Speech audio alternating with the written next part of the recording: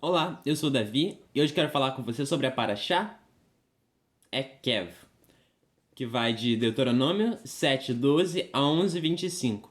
Se você não sabe o que é uma Paraxá, é simplesmente uma porção de texto da Bíblia. E essas porções são lidas semanalmente para um estudo mais sincronizado, e ordenado. E bom, a dessa semana fala novamente do discurso de Moisés, onde ele indica ao povo de Israel: sirva a Deus para que você viva e obedeça aos seus mandamentos. Constantemente ele fala isso. Não se perverta, não se prostitua, com os ídolos da terra. Não sirva a ídolos, mas permaneça fiel a Deus, o ame. E ele te abençoará, ele te guardará, fará você prosperar. E ele repete isso, mostrando ao povo de Israel que não é por causa da justiça dele, mas por causa do amor de Deus que eles estão herdando essa terra. E por causa da perversidade dos povos que ali habitavam. Então ele vai falando para o povo de uma pregação tão boa para que o povo viesse a realmente confiar em Deus, lembrando fatos passados e animando o povo a subir e herdar essa terra. Eu quero ler aqui para vocês 5 versículos. Deuteronômio 8, 1 a 5. Vou começar lendo. Todo o mandamento que eu te ordeno hoje, cuidareis de cumprir, para que vivais e vos multipliqueis, e ides e herdeis a terra que jurou o Eterno a vossos pais. E te recordarás de todo o caminho pelo qual te levou o Eterno teu Deus estes 40 anos no deserto, para afligir-te, para provar-te, para saber o que estava em seu coração, se guardarias os seus mandamentos ou não. E te afligiu, te fez padecer fome, e fez-te comer o maná, que não conhecias, e não conheceram teus pais, para fazer-te saber que não só de pão vive o homem, senão de tudo o que sai da boca do Eterno. Disso vive o homem. Tua roupa que levas sobre ti não se envelheceu, e teu pé não se inchou por esses 40 anos. E saberás em teu coração que, como o homem castiga seu filho, assim te castiga o Eterno teu Deus. Bom, aqui Moisés fala: vocês estiveram 40 anos nesse deserto, Deus te provou. Mas vocês lembrem da misericórdia dele, lembra do amor dele que ele demonstrou a vocês, ele sustentou. Em outra passagem ele fala que eles tiveram água. Aqui eles tiveram maná, uma comida que nem eles nem seus pais tinham conhecido. Ele fala também de que não só de pão, não só das coisas desse mundo vive o homem, mas das palavras que vêm de Deus, daquilo que sai da boca dele. A gente vê aqui como que Deus protegeu o seu povo, não deixou nem que o pé inchasse durante essas caminhadas. E assim ele mostra novamente que eles são como filhos para Deus e que Deus os castiga, os disciplina por amor, assim como um pai disciplina o seu filho. Assim a gente vê que até mesmo no pecado deles, Deus faz algo de bom. Deus nunca vai simplesmente abandonar a gente, mas ele vai querer que todos nós se arrependamos. Aqui o povo de Israel, ele pecou. Sim, como que ele pecou? Sendo infiel, descrente. Primeiramente, ele pecou com um bezerro de ouro. A gente vê, Deus perdoou. Então, eles enviaram espias para a terra, e os espias difamaram a terra para que o povo não quisesse herdar. Os espias foram queimados, E o povo temeu muito a ponto de querer voltar para o Egito. Eles não confiavam que Deus, aquele que tinha feito tantos milagres na terra do Egito, que tinha aberto o mar adiante deles, eles não confiaram que ele seria capaz de sobrepujar a força desses povos e fazê-los vencedores. E assim a gente vê que por causa disso o povo teve que passar 40 anos no deserto. Mas por que isso? Por que esse castigo? Deus queria retribuir mal a ele? Deus tinha ódio desse povo? Não! Deus é amor! O que Deus queria aqui é que esse povo realmente, verdadeiramente aprendesse a lição.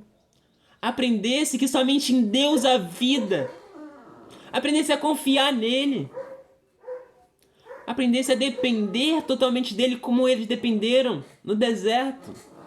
A comida vinha por milagre, a água vinha por milagre. A água saía da rocha, o pão vinha do céu, o maná. A gente vê como que Deus realmente cuidou do seu povo, mostrou a eles que Ele é fiel. Então, o povo, pelo menos essa geração, estava aprendendo. Depois a gente vê, né, que depois que todos aqueles que viram essas maravilhas que Deus fez ao povo de Israel morreram, depois que eles já tinham herdado, aí eles se perverteram, começaram a servir outros deuses, e começou aquela montanha russa dos juízes, né? Que quando os juízes vinham para libertar o povo, aí o povo se voltava para Deus. Quando o juiz morria, o povo se voltava para os ídolos. E a gente vê que o povo realmente, depois dessa geração, ele se perverteu. Mas aqui Deus queria ensinar essas pessoas. Venham e deixem que eu abençoe vocês. Porque quando o povo desobedece, quando nós desobedecemos, o que acontece? É porque Deus tem raiva? Não, eu já falei, Deus é amor. E é por isso que vem essas coisas. Porque justamente a gente não permitiu que Deus nos abençoasse ou fizesse a sua vontade em nossas vidas. Porque o que Deus quer é abençoar. Deus é que tirou o povo de Israel do Egito, colocando ele para frente. Vem herdar essa terra. O povo que pelo seu pecado permaneceu 40 anos no deserto. O povo pela sua incredulidade precisou passar 40 anos no deserto. E assim, a gente vê que verdadeiramente o que Deus quer fazer é nos abençoar. Mas quando nós pecamos, quando nós não cremos, aí nós estamos inibindo, aí nós estamos impedindo que Deus haja em nossas vidas. Mas como assim ele não pode agir? Ele não tem poder? É claro que ele tem o poder. Ele pode todas as coisas, contudo ele nos deu o direito de escolha. A gente vê isso de forma clara, que quando a gente desobedece, a gente não está escolhendo seguir a vontade de Deus, e assim, consequentemente, a vontade dele não poderá ser completa. Porque nós é que escolhemos o nosso destino. Assim a gente vê, a gente já viu, né, que Deus sabe de todas as coisas. Por que ele iria provar o povo de Israel para saber o que tinha no coração deles? A gente vê que tem outros motivos dessa provação, como eu já disse, para que o povo aprendesse. Mas também, às vezes, existe a provação daquele que está em santidade também. E não apenas daquele que peca. A gente vê, por exemplo, a história de Jó. Mas como que isso funciona? Por que isso? Deus tem seus motivos. Mas todas essas provações que sim vão acontecer na sua vida, na minha vida, elas vêm para bem também.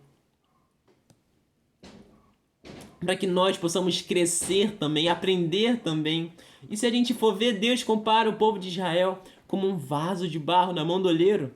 E um barro para verdadeiramente cumprir o seu propósito de se tornar um jarro que possa carregar água. Assim também nós devemos nos tornar como o barro para carregar e transmitir, sendo o canal do amor de Deus nessa terra.